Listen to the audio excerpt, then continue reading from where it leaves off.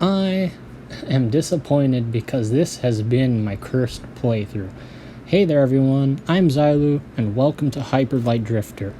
Hyper Light Drifter is a 2D action RPG game that came out near the beginning of 2016, I believe it was March.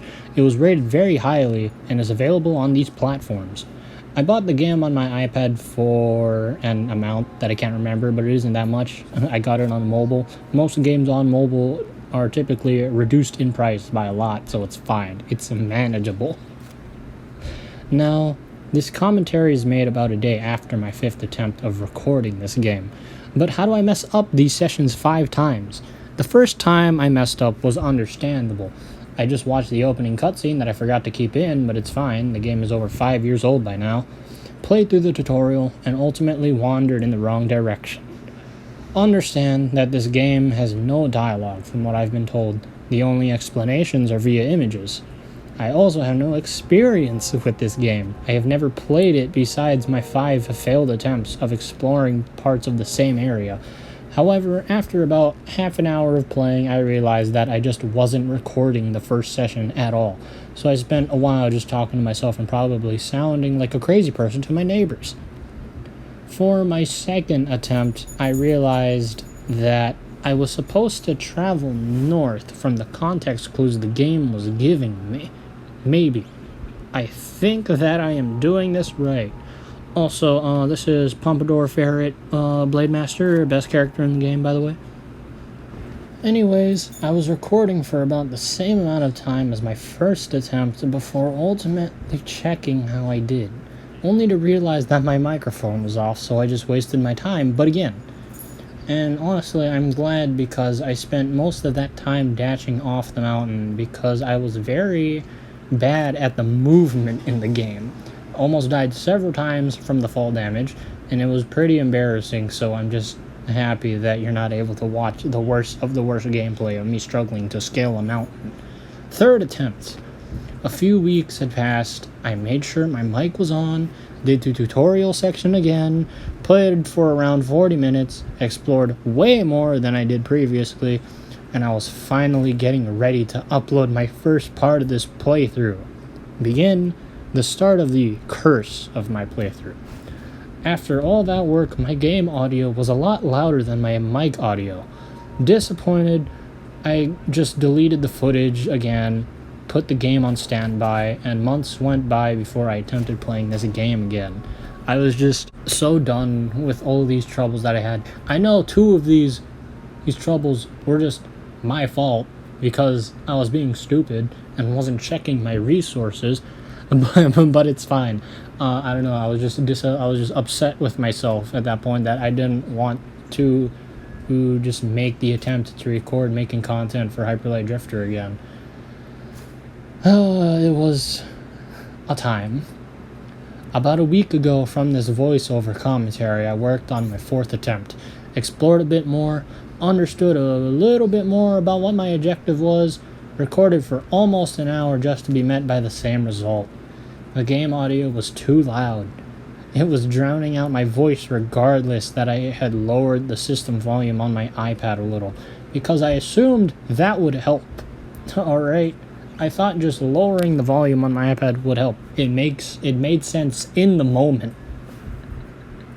I was struggling trying to find out what this problem was. I didn't know how to fix it. So come the 5th attempt, I almost completely turned off my system volume. I maxed out my mic sensitivity, and I was certain this was the one.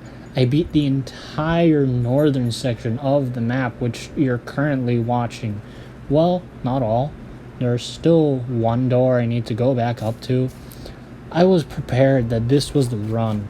This was the time everything went well with this session. I wanted to finish this zone of the game because I have been here so many times I couldn't do an honest reaction on the beginning part of it anymore. All that I had left to look forward to were finding the other pink objective diamonds and the boss, which took me by surprise because I was misguided by the map. I finished everything I needed to, ended the session, checked the recording, and the game audio was louder than my mic yet again. But fear not, I had a backup plan. I downloaded a voice recorder on my phone, this one to be exact, and had been recording my commentary via alternative methods in case it happened again. I solved my problem. So why are you here listening to a voiceover instead of the actual commentary? Because again, I'm an idiot.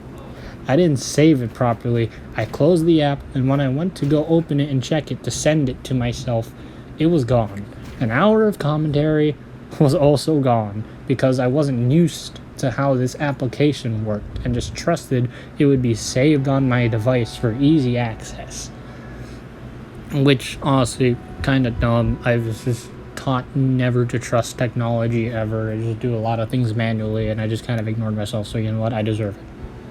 So here we are. Yay! Although I was a bit disappointed with all of my failed attempts, this feels more unique that I'm doing the first video like this, and I would accept that if I didn't make another discovery. This is the only game I have worked with that has given me this audio priority over my microphone, and I just wasn't understanding that. So I turned my brain on and decided to check the game settings. Yep, my sound effects and music volume were maxed out, which would explain why it's just louder than anything else compared to all the other videos that I have worked on, and some of them weren't uploaded, or we're just there for experimental purposes.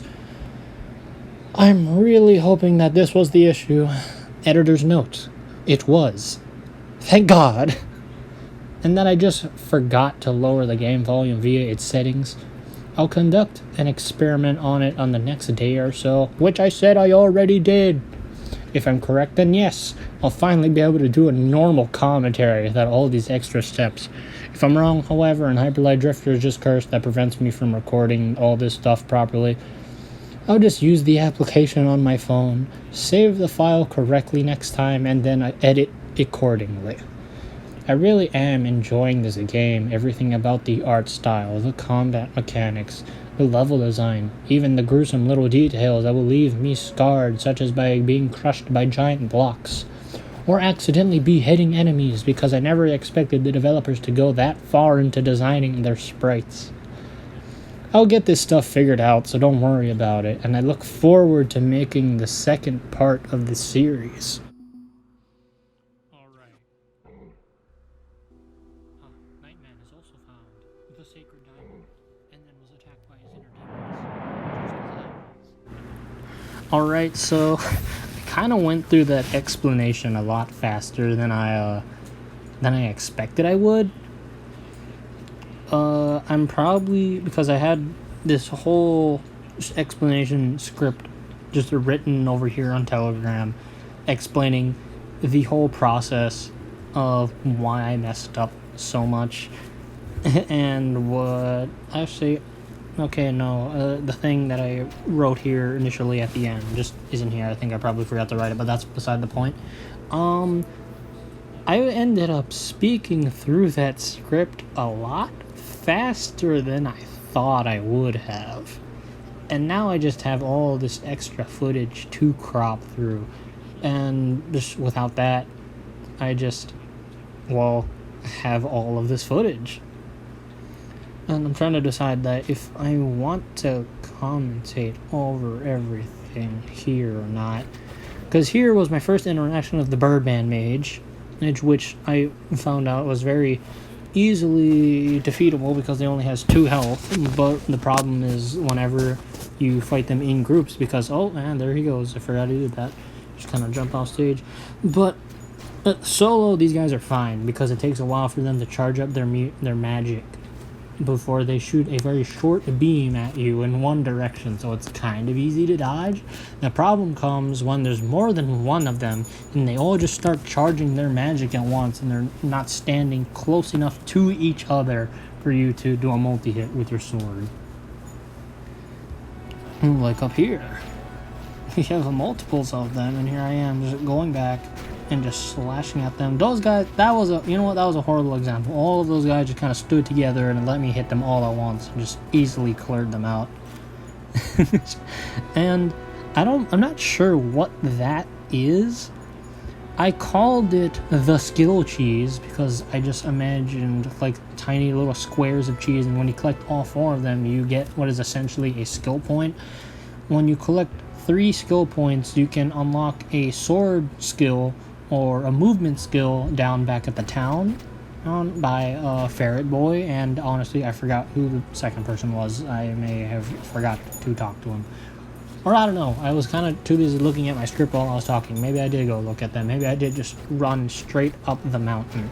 That diamond in the floor, the pink diamond, is the objective that the mysterious Nightman told me to go look for. Where apparently we're getting each one of these reveals a corner of this diamond, and in order to make progress, as this map slowly pans down back to the town, you get 1 corner out of the 4. Or which is, I guess, required for the story. I don't really know what it does. As I said, there's no dialogue. Things just kind of happen. And this is the door that I mentioned that I just walked by. As I was doing this part, I somehow did not notice that door. I just walked past it. I knew this one was down here where I needed the top left, top right, and bottom right corners in order to open it. But still, I don't know. Hello, doggo. Yes, thank you. I just don't know how I managed to ignore that door when there's an elevator right there. Oh, are you good? Okay. My dog's just running around the room. Here's a picture of my dog. And then there was that pedestal thing, very large.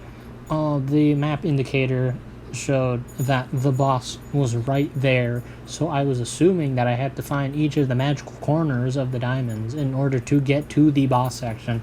I assumed that that giant pedestal was just a giant teleporter, because this is a warp square. I was very disoriented, and I don't know what the point of that warp square was, because all it did was bring me across a gap to an elevator. I don't know if I would have preferred the warp square because they introduced another one right here, and I don't know if like having a bridge or more platforming up there would have made it more natural.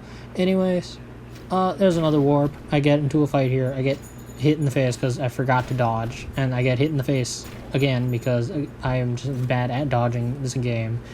And I found another magical cheese square.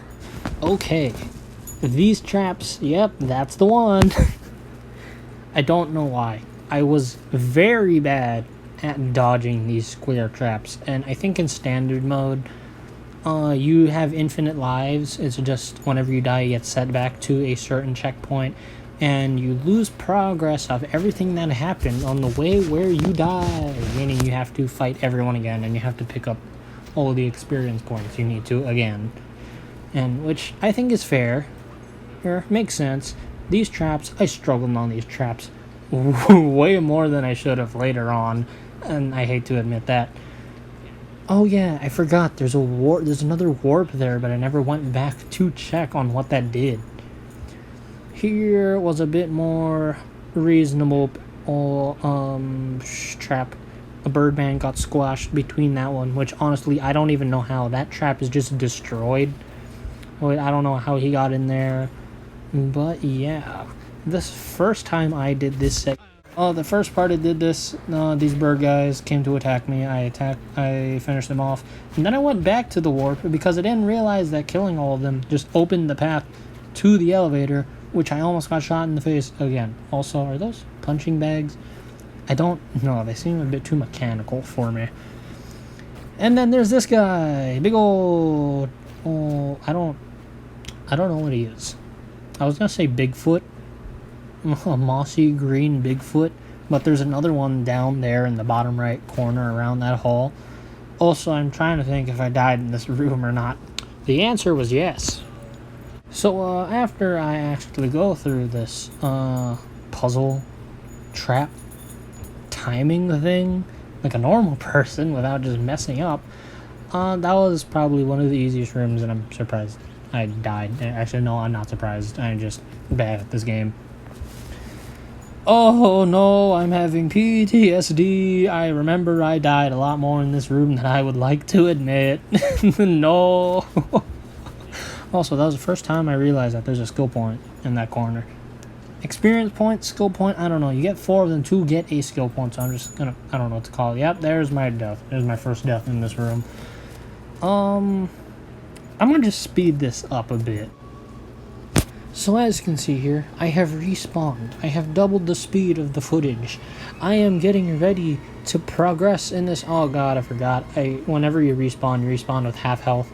And there's that health pack in the corner. And as I said, there's the second one. As I said, if you die, you go back to the checkpoint. You have to recollect everything that was on the way before you died. So I just do this process of healing, getting this health pack, attempting to go through, dying again because I'm impatient. You know the spiel, the whole process. So I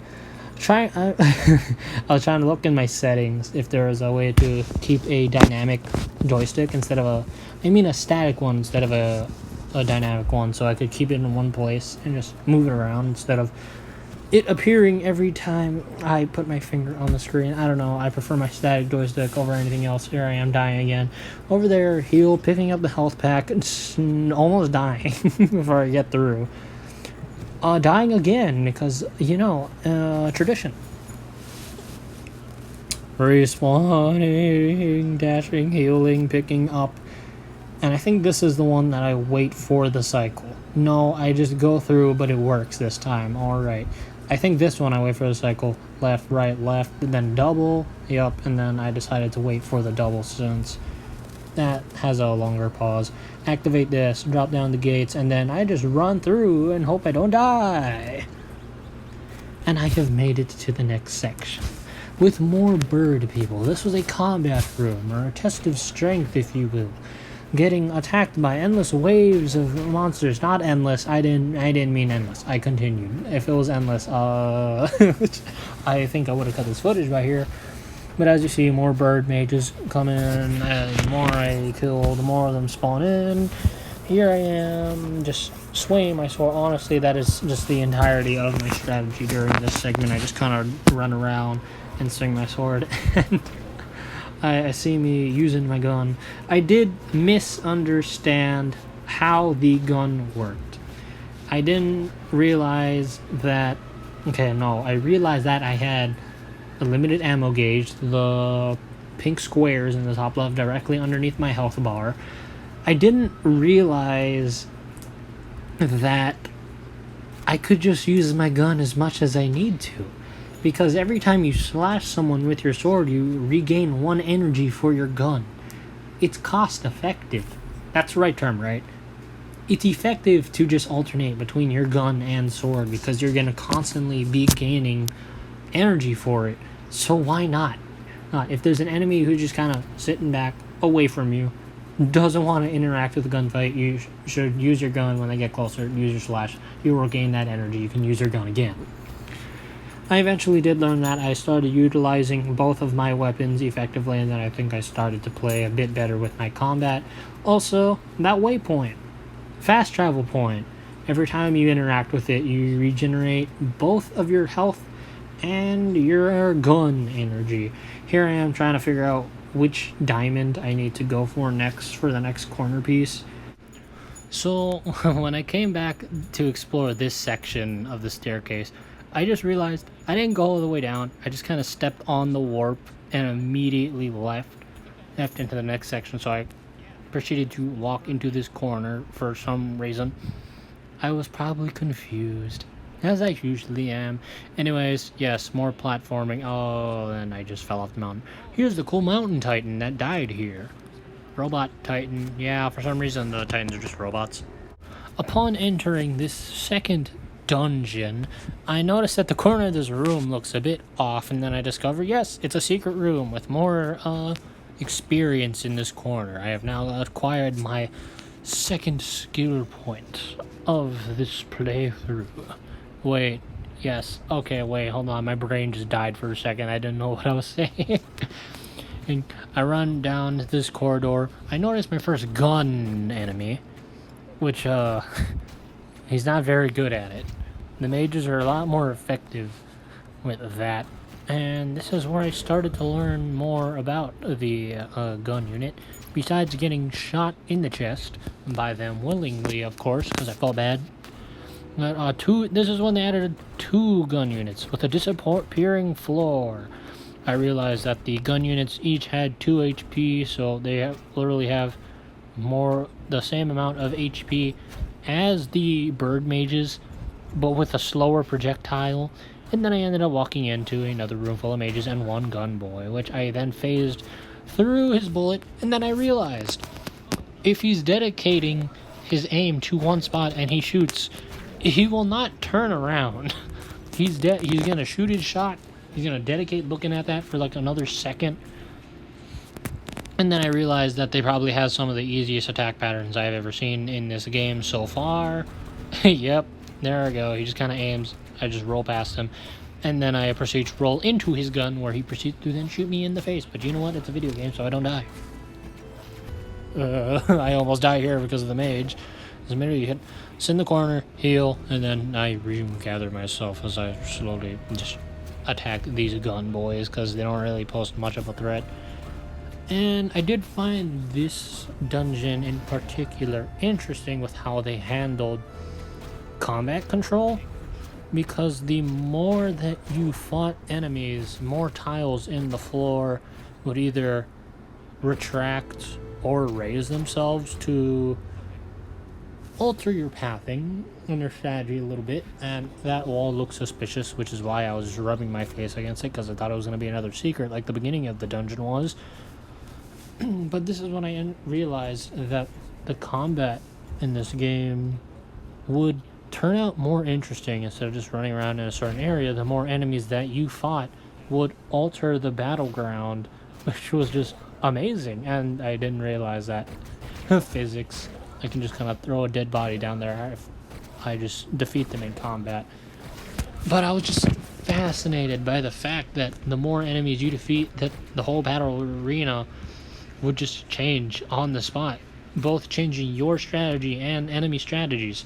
And then I don't know what I was doing. Yes, that sounds about right. I almost left back a first aid kit because somehow I didn't notice it. It's like the only game in...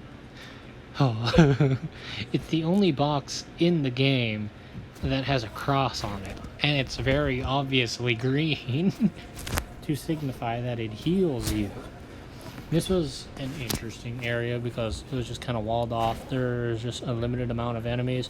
Then the right wall drops down first, and then the left wall, which I didn't get it. Oh, right. And then they just kind of cut off what you were used to playing. So you have to go on the disappearing platforms in order to get to your enemies. Oh, unless he just jumps across. Alright, got it. Gunboy just kind of gets slashed at and then dies. I pick up this health pack. I then immediately realized that going to the biggest platform was a mistake. And then I just fight this bird boy. And then I assume that I'm done. And then I quickly found out that I am not. That the room is going to continue changing with more enemies. And I'm going to get shot in the face by more square magic. All of the tiles have finally lowered. And then this tile raises. And then more tiles raise. And then more tiles raise. And you know what? I don't really know what kind of pattern they were going for here. Because then it just kind of started out with a circle. And then they added a point. And then it's just kind of... I'm just going to obstruct most of your battle arena. Yep.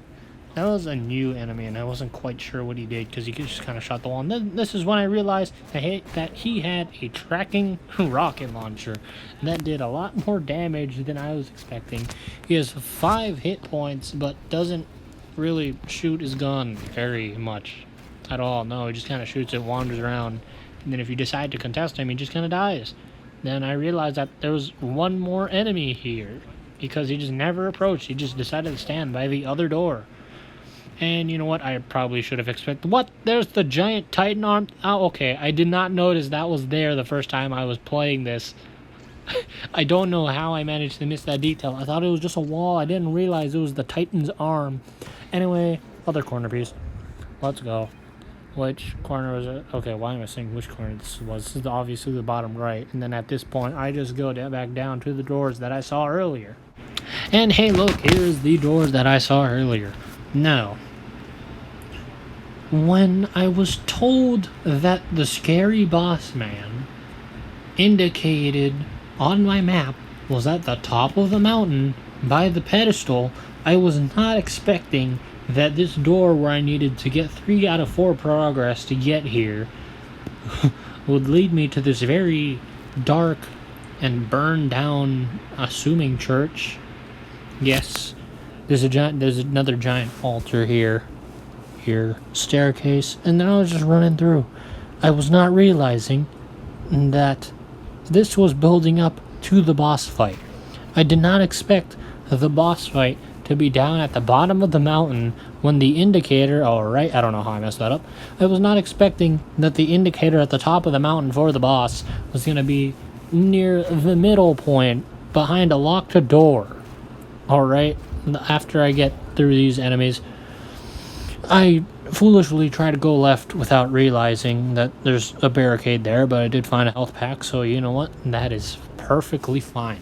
They have sacrificed one of their own for whatever reason. I don't know, God. I don't know what I got hit by, but I almost died, and I continue to attack these lions as more bird people proceed to fight me. One drops an experience point. That one back there is just kind of throwing magic at me, and I'm just pretty much ignoring him. I pick up this, get my 3rd skill point, and at this point in time, I am very excited to go back down to the village. As of now, I'm actually deciding which ability did I want to get. Did I want to get it a sword skill? Did I just say gated? What is wrong with me? I wasn't sure if I wanted to, well, I am sure that I want to fall into a hole. I wasn't sure that if I wanted to get a sword skill or a movement skill, because both of those options just seemed fun and unique. Hello. Both of those options just seemed fun to use. And I don't know why the church I was exploring in has a secret tower library, the library tower, yes, with these giant books just laying around, with several staircases, also many health packs. I see the warp over there on the left, but I didn't know how to get to it. That Birdman's just enjoying himself studying, and you know what? I respected that. So I wasn't even going to attempt shooting him with my gun, with my little pea shooter. And yes, this was when I realized, by just the audience on the sidelines, this was the boss room. I just walked into a live sacrificing. I didn't know who this man was. I noticed how very large his health bar was, which I wasn't expecting. Every enemy that I had fought so far either had 1 health or 5 health. I wasn't expecting this entire bar to take up... What is that? It's not a third of the screen. I can't math right now. Alright, but this was my first boss fight. I wasn't ready for it. I didn't know if I should prioritize his minions flying at me or all these magical squares he's summoning on the floor that does a lot more damage than I was expecting. Here I am just kind of dashing in the corner, desperately trying not to get hit as he just keeps warping back and forth to where I decide, okay, he's just going to warp away from me. If he's going to keep summoning, I'm just going to gun him down as far as I can, attack his units. If it looks like that he has a simple attack pattern on the floor, I'm just going to dash in. It shouldn't be too bad. I was doing a pretty well job, in my opinion, dodging this segment right here. He spawned a giant cross on the ground, the next cross, then he just warps again. Then I don't know what I was doing. You know what? I thought maybe I didn't come up with my strategy of just shooting him first. Maybe I was still too scared to do so. I got hit unnecessarily. That's when I realized that his attacks did 2 damage per hit. So I just run around, heal up, almost get hit, shoot gun, run in, get hit foolishly. I think he summons more enemies here. No, he just does more squares. Run in, dash, get hit again. Honestly, I feel like I was doing way better near the beginning part of this fight than I am right now. I'm desperately trying not to get hit. And this was the weird part. I was struggling more on those other attack patterns, and then he just decides to use rows and columns, which are significantly easier to dodge. It just lets me wail on him with my plasma sword thing. Literally, this was the easiest attack pattern for this boss fight, in my opinion. I would have preferred that pattern right there was used at the beginning of the fight. Oh, I remember this part. I tried healing, got hit, and it canceled my heal and got rid of it. So here I am desperately trying not to get hit. Oh, I didn't realize his attacks just killed him. And then I lamed him out with a gun. And then for some reason, Bird Man was 2 people. He was a short man in a cloak, and then his cloak man died. I didn't understand it. Anyway, this guy dropped 3 experience. I picked it up, got my skill points. Almost died. I just realized I could have dashed off there and died right at the end of the boss. This person has another gun. It looked like a revolver. I thought it was a revolver. I realized I could swap between my guns. Then I got a rating system, which, you know what? I was enjoying myself. I gave the game 5 stars. For my first experience to my first boss fight, beating it on my first try, I then test out my new gun. Did you think... Oh my god. Did you think revolver? Because it was laser blaster. And then here I was checking whether or not my guns shared ammo, which, yes, they did. They shared the same amount of energy. Then I decided to step on this pedestal. Very long startup sequence. I was not ready for it to turn into a column. Not at all. I was just in shock. I thought it was going to be like another warp system.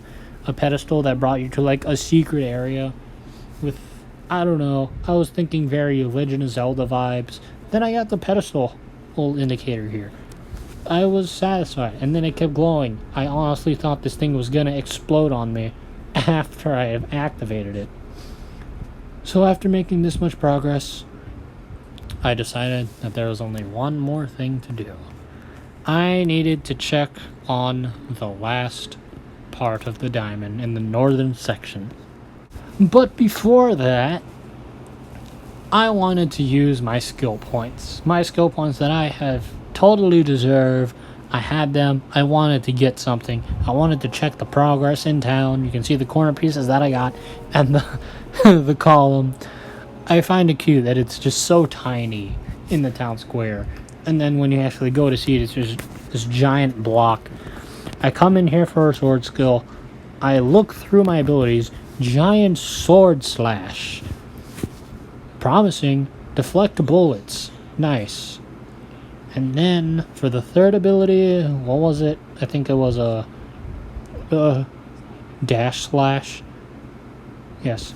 And at this point, I decided I wanted to get the big old sword swing. It really reminded me of charging up a spin attack in Legend of Zelda. And then that's when I realized the game teaches you how to use these abilities since the game doesn't use words. For the big sword slash, you just hold down the attack button. Deflective bullets is just attacking normally. It's just you get the ability to deflect bullets. And the other one was attack and then dash. It was perfect. I don't know why it took me so long to realize anything in this game. But it's fine. Here I was testing out my basic attacks and then my sword swing. And then realized I could subtly just shift my body while charging. It was a bit weird because it seemed that I could only attack in certain directions. In the direction that I was charging, have at you. So if I was looking up, started charging, and then move right, it was going to go up. If I was charging while looking right and then move left, it was still going to go right. That kind of thing. I was wondering what that new meter was in the top left above my health, but I'm assuming that it was just stamina for my ability. Sword slash the spider. Continue forward. Very slowly. Were my frames dropping? I can't tell. And then these goblins, I decided to try my new attack until bonking into the wall. And then that's when I realized that you can just decapitate people with this ability. I wasn't ready for the gruesome nature that this attack was. We just expected, oh, enemy, when you defeat them, they'll just fall over. I wasn't expecting new attack meant new animation. I just wasn't ready for it. I checked my inventory, realized I can probably hold 8 guns. I don't know what could come after pistol and laser blaster. But here I was coming to go check that last diamond. So the last diamond piece is located behind this group of goblins, which they proceed to fight, and then I didn't even realize this. I decapitated all of them, and this last one was running away scared, so I decided to leave him. I didn't realize that the AI would react this way to your combat. But if you're wondering why I didn't go down here first, and I probably didn't show it, was because this path was closed before, and I don't know when it opened during my adventure of opening the other ones. Here's when I noticed more moving squares, and I didn't notice there was another one right there, so I just got smashed between them. And decided that when this next piece was going to come by, I was just going to dash through, no matter how many there was, and then I realized I was just in a maze with no lighting whatsoever. And throughout the entire exploration of this maze, I was just constantly paranoid I was going to run into another block trap and just get smashed another wall as another unsuspecting victim. I just carefully tiptoed my way through this maze pretty much throughout the entire part. A bunch of spiders spawn in this section. Not too bad, very easy enemies. They only have 1 hit point. I'm pretty sure they only do 1 hit point. Then I wanted to see if this weapon had a unique ability, and I'm pretty sure that I just split that one in half. I got another skill point. Nice. Wait a minute.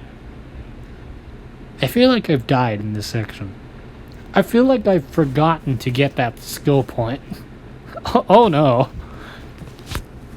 Anyways, throughout this segment, you basically just destroy a bunch of old skeletons, fighting spiders. You're trying to feel your way throughout this dark maze that you can't see through whatsoever. It's just the fact that after getting traumatized by the traps in the beginning of the room, I just took this area so much slower. I see the switch that I need to activate. There's a block in my way, disrupting all these skeletons. More spiders falling on top of me. You know how it is. Continue kicking these bones across this dusty floor, because I have no regard for anything. This looked like it was another trap. I felt like I was gonna die again to more block traps, but you know what? It was fine. Someone else went live on Twitch. I should go watch him, definitely. If you like Pixel 1. But yeah, I was just kind of inching my way through. Got hit by a spider because I bonked the wall.